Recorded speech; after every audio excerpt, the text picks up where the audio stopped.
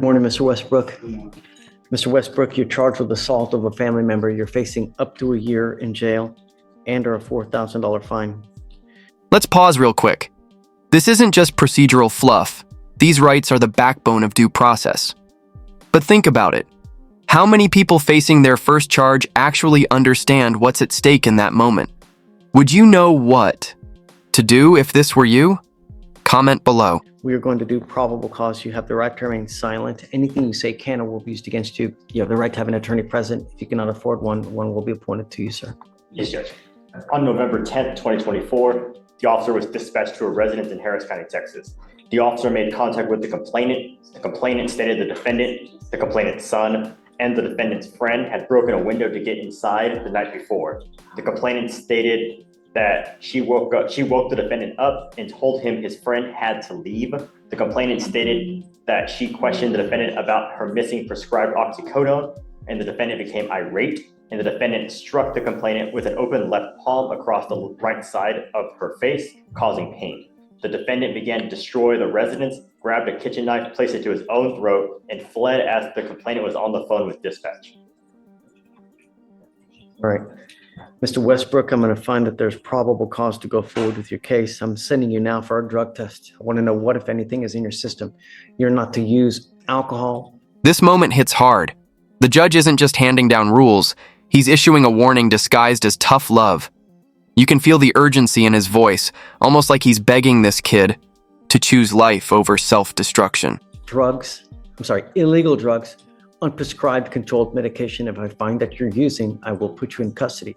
If you have a problem with drugs or alcohol, Mr. Westbrook, you better tackle it, because if you don't, I'm going to do it for you. And I promise you're not going to like the way that I do it. Do you understand? Yes, Your Honor.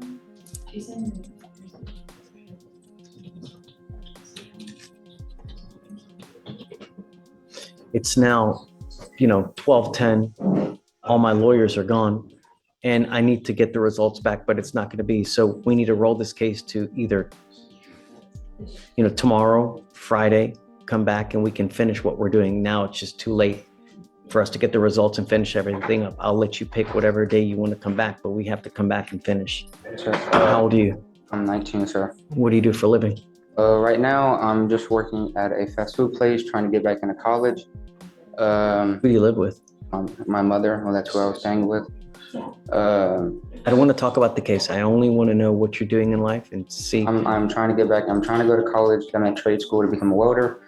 That would be fantastic. I tell you what, there's no better way to make a killing than getting a trade like that. It's a great idea, Sure. right? Unless you want to go the school route. Either way, but you got to do something, because now is the time that you build your life, not at 46, at 48 to try to say, well, you know what, I'm going to go to college now. Most people have their careers by then. Sure. All right. So, we're going to send you for a test now. We'll have you come back, and then, we don't.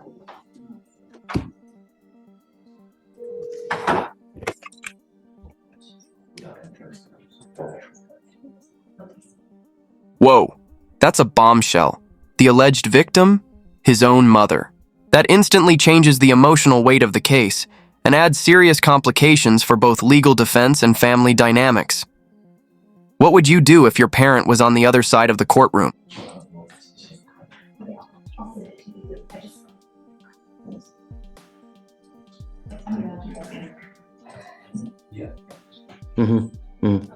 Yeah. Do you know the complaining witness? Have you guys reached out to this person? No, Your Honor. What is the relation? The relationship, the defendant's her son. That's the mother, Your Honor. The complainant. So the complaining witness in this case is mom. Mom. Yes, Your Honor. I want you to understand something, Mr. Westbrook, that I'm issuing a protective order, and your mom is now labeled as a protected individual. You cannot commit family violence or an assault against this person. Commit an act in furtherance of an offense under section 42.072 of the Texas Penal Code, which is the stalking statute. You cannot threaten, harass, use another person to communicate a threat or harassing behavior. What you need to understand is what is threatening or harassing. doesn't matter what you think. It's how she perceives. So if I go like this, is that threatening or harassing? It most certainly is. And it can land you back into jail if you threaten or harass your mother. Do you understand? Is she here now?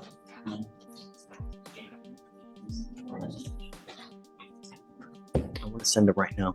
So what we'll do is, guys, this is Westbrook.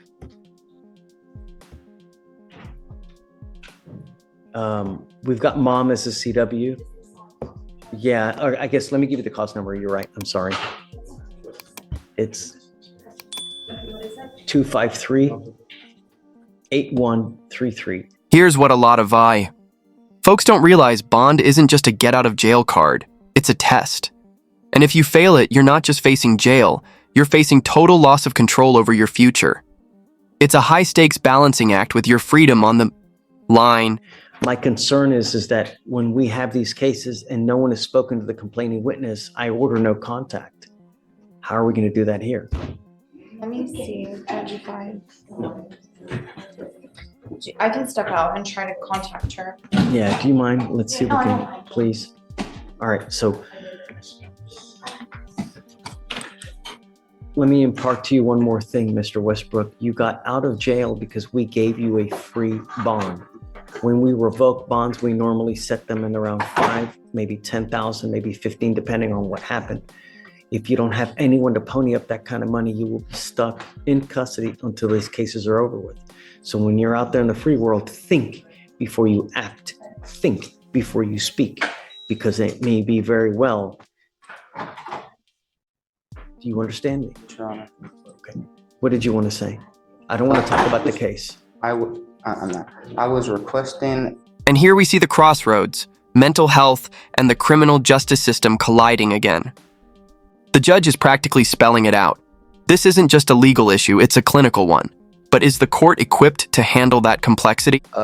Is it okay if I check myself into the mental hospital? It's not involved the case, but that's where I was supposed to go. My mother had called my shrink, and she told my mother to call the police to take me to the Cypress Creek Hospital, and they told me they were taking me there. How did you get here today? Your mom didn't take you? No, How'd you get here? my friend took me, and because I was gonna sign myself into the mental hospital, Someone now, please. I called up here, and they told me, well, that you shouldn't do. Let's do this. Let's do this, because I don't want you to say too much, because you never know what you're going to say that's going to end up hurting you. I do, above all else, want to get a test today, because I want to know what, if anything, is in your system. Yes, Your Honor. I want to do that. If you fail to go test, if you fail to, I'm going to revoke your bond. I want you to know that. I just want to know what's in your system.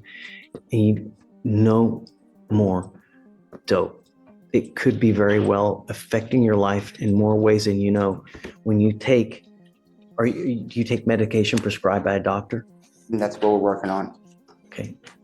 You got to find something if that's what they prescribe. You got to also have to understand that it may take a while to find something for you to get used to that. When you start taking these psychotropic medications, you may take one and there's a side effect that doesn't agree with you. So you move on to the next one. It may take a couple days, but you got to just wait, find the one that agrees with you, but give it time and be patient, because it affects everyone in different ways. So if you find that you're agitated, that you find yourself angry, just time out, relax. It's never the end of the world. Anything can always be resolved with time, love, care. So just take that. Your Honor. I'm going to appoint your lawyer. I'm going to see if we can get you one here real quick. Okay.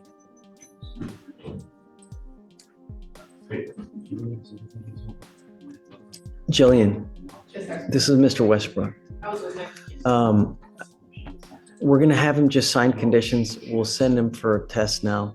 They're reaching out to mom. Mom's a complaining witness. He's thinking about checking into a hospital. If you feel that that's something that you like to do, Great. That's a good thing. Just want to get help. It's anytime you try to help yourself like that, that's great. And I'm proud of you for doing it because not many people realize that, hey, I may need this kind of help.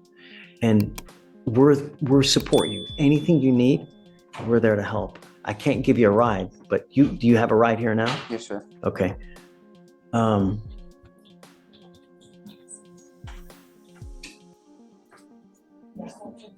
I guess bear with me a second. Just take a seat for me. I just want to wait to see if she was able to get in contact with your mom. Once we do, I'll bring you back up. We can talk. Okay. Thank you, Mr. Westbrook. And good job for coming, huh? This changes everything. According to Mom, this wasn't violence. It was a cry for help. So here's the real question. Are we criminalizing a mental health crisis? Sound off in the comments if you think this system needs a serious reset. Would you like him to return to address results? We're not going to return. We'll send him off another day or two. Yeah. Jillian, you ready? Okay, tell me. So I just spoke to the complaining. You got a hold of her. Yes, I got a hold Yay. of her. She's his mother. She was extremely distraught on the phone. She said that the defendant is mentally disabled. He has a lot of conditions, and he was on